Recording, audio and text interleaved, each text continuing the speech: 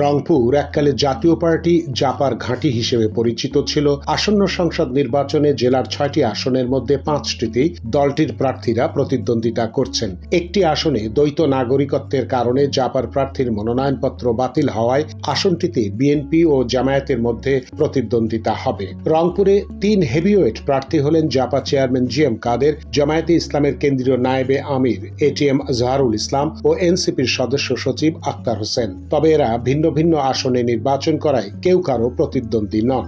জাতীয় পর্যায়ের নেতা হলেও ভোটের মাঠে এদের কেউই এবার সহজ জয় পাচ্ছেন না বলেই মনে করছেন স্থানীয়রা। জিএম কাদের প্রতিদ্বন্দ্বিতা করছেন সদর উপজেলা ও সিটি কর্পোরেশনের একাংশ নিয়ে গঠিত রংপুর 3 আসনে। এবারও জয়ের ব্যাপারে শতভাগ আশাবাদী জানিয়ে জিএম কাদের বলেন, রংপুরের মানুষ আমাকে ভালোবাসে। মানুষের মধ্যে আগ্রহ উৎসাহ আগের তুলনায় বেশি। আমার বিশ্বাস যদি সঠিক পরিবেশ থাকে তাহলে বিপুল ভোটের ব্যবধানে আমি জয়লাভ করব। জিএম কাদের বিপুল ভোটে জয়ের প্রত্যাশার কথা বললেও মাঠের বাস্তবতা তার অনুকূল নয় বলে মনে করেন রংপুর সদরের ভোটাররা। তারা বলছেন, আগে জাতীয় পার্টি লাঙ্গল প্রতি কিংবা জিএম কাদেরের প্রতি মানুষের এক ধরনের সহানুভূতি থাকলেও এবার পরিস্থিতি ভিন্ন। বিএনপি প্রার্থী শামসুজ্জামান শামু ও জামায়াতে ইসলামের মাহবুবুর রহমান বেলাল এবার আসনটি দখলে নিতে মরিয়া। বিএনপি ও জামায়াতের সঙ্গে জিএম কাদেরের শক্ত ত্রিমুখী লড়াই করতে হবে বলে মনে করছেন ভোটাররা। এটা জানেন বলেই অন্য দলের শীর্ষ নেতারা যখন দলের ভোটের প্রচারে দেশ জুড়ে সফর করে বেড়াচ্ছেন, তখন জিএম কাদের নির্বাচনের শুরু থেকেই নিজ আসনে রংপুরের মাঠ কামড়ে পড়ে আছেন। এর বাইরে গণভোটে নায়ের পক্ষে প্রচারণা চালাচ্ছেন তিনি। এ বিষয়টিও তার অবস্থানকে এলাকায় জটিল করে তুলেছে।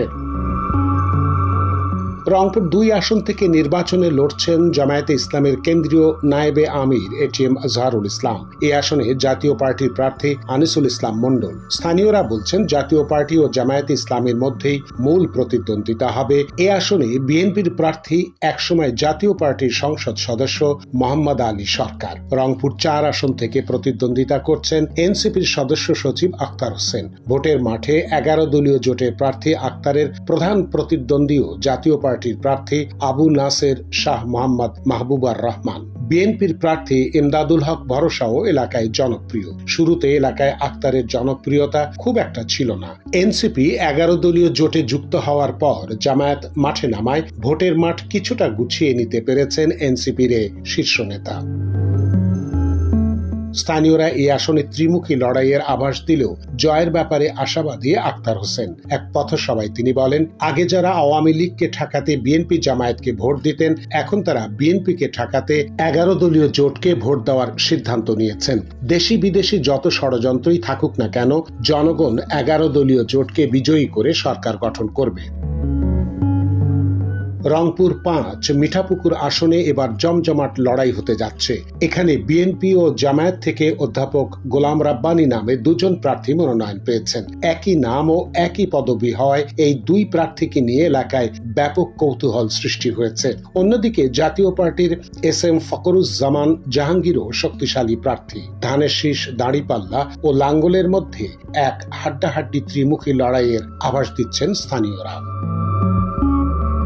রংপুর 6 পীরগঞ্জ আসন থেকে সাবেক রাষ্ট্রপতি হুসাইন মোহাম্মদ এরশাদ, সাবেক প্রধানমন্ত্রী শেখ হাসিনা এবং সাবেক স্পিকার শিরিন শারমিন চৌধুরী ভোটে জয়ী হয়ে সংসদে গেছেন। এবারের নির্বাচনে অবশ্য জুলাই আন্দোলনে নিহত আবু সাইদের স্মৃতি এক বড় ফ্যাক্টর হয়ে দাঁড়িয়েছে, যার কবর জিয়ারতে এসেছিলেন বিএনপি চেয়ারম্যান তারেক রহমান এবং জামায়াতের আমির শফিকুর রহমান। আসনটিতে ধানের শীষের সাইফুল ইসলাম এবং জামায়াতের জনপ্রিয় ধর্মীয় বক্তা নুরুল আমিনের মধ্যে হাড্ডাহাড্ডি লড়াইয়ের আভাস পাওয়া যাচ্ছে।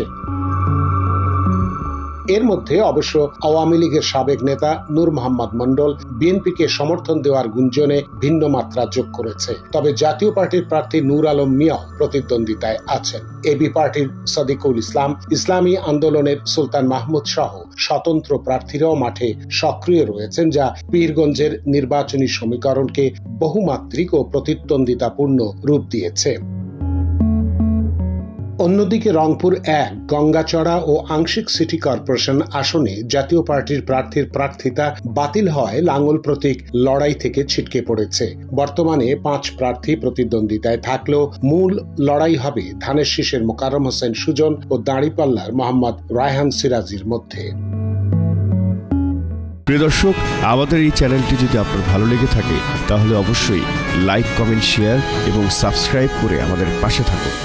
আপডেটেড প্রতিটি মুহূর্তে দুনিয়া digital, world news meets truth.